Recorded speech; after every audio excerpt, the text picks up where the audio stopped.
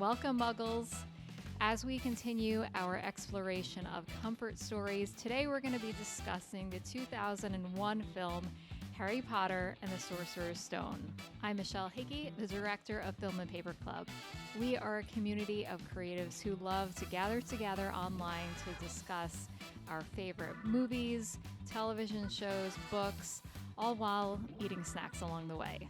If that sounds like your idea of fun, please give this video a thumbs up and subscribe so that you won't miss out on any of our discussions that we share here every Friday.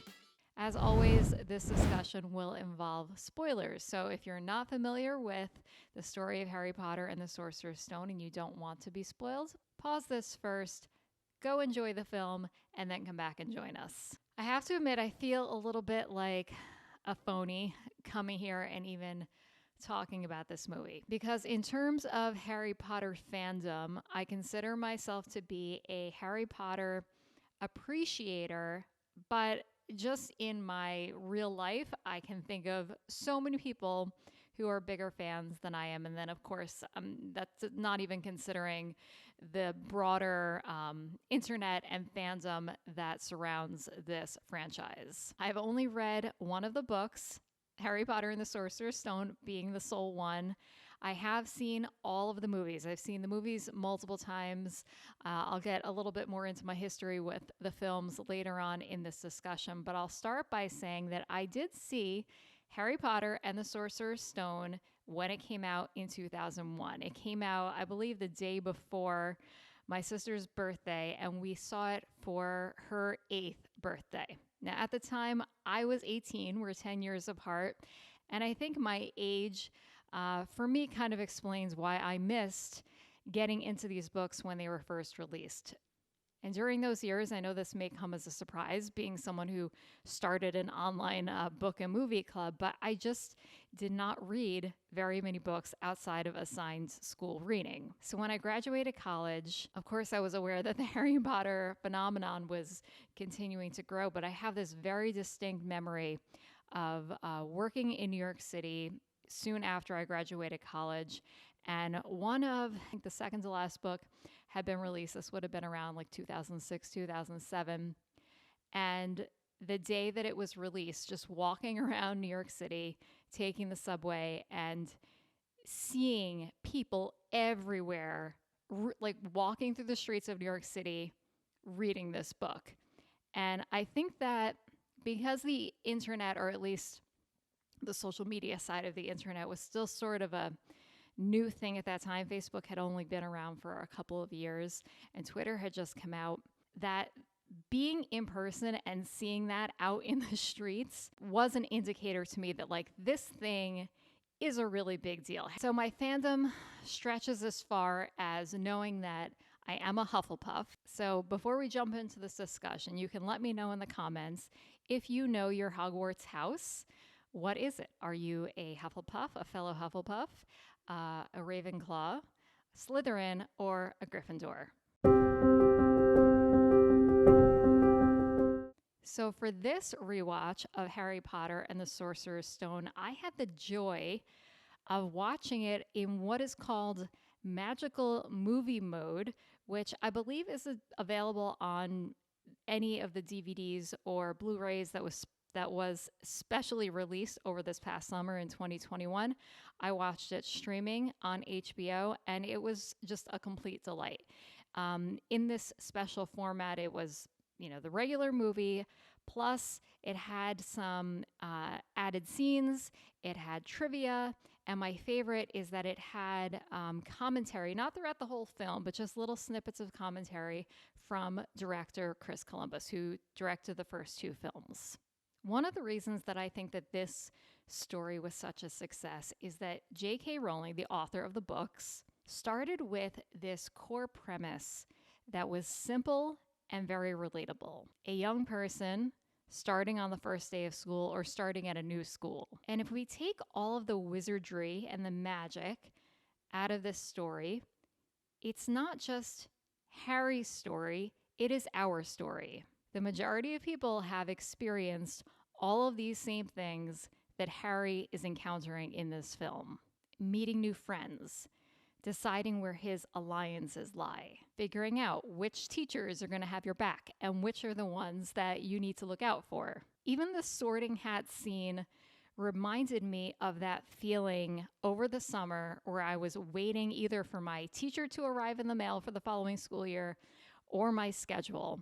And the minute that it arrived, calling all of my friends so we can figure out who was in what class to see if, me and my friends were going to be together. I also very much related to this scene.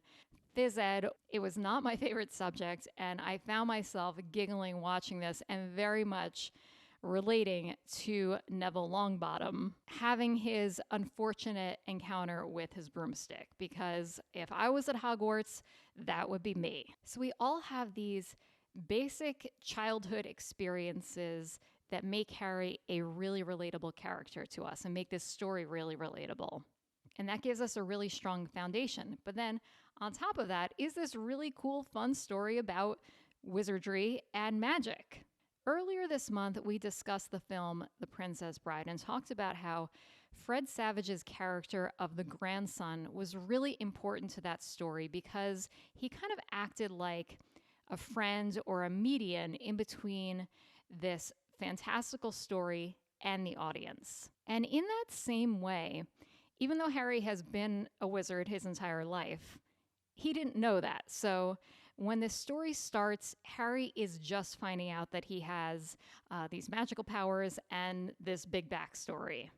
So all of these magical adventures that begin to unfold from his unorthodox way of boarding a train to get to school, to choosing his wand, to learning about this owl delivery system, to battling three-headed dogs.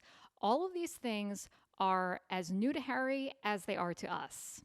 And we're sharing in those same doubts and those same fears and learning about this beautiful, fantastical, wizarding world together. I really gained a greater appreciation of this film after watching it in magical movie mode. Even though I consider myself to be more of a Harry Potter appreciator than a full-on Harry Potter fan, I truly love the last two movies, the Harry Potter and the Deathly Hallows Part 1 and Part 2. I think that they are phenomenal films, even if they were just standalones, really sophisticated. I loved the tone of them, and I was really surprised at how much I loved them, considering that in my mind, when I think about Harry Potter movies, I'm thinking about this first one. I'm thinking about this kids movie. One of my favorite things that I learned in watching this movie in magical movie mode is even though there's so much magic happening, that they really do not lean on CGI as much as they could have. Notably, there are two scenes that director Chris Columbus cited as using old-fashioned movie magic. There's the scene where the three kids, Ron and Hermione and Harry, are getting swallowed up by this devil's snare plant. And that is not computers. Those are actual puppeteers that are engulfing these kids and trying to pull them in. But the scene that really impressed me happens right at the beginning of the film when all of Harry's letters are being flooded into the Dursleys' home. I don't know how many there are. I want to say in the thousands, but those are all individual letters being blown in by some sort of air machine and being blown around. And when I heard Chris Columbus share that fact, immediately I had just a new appreciation for the way that they chose to treat this scene and treat the movie.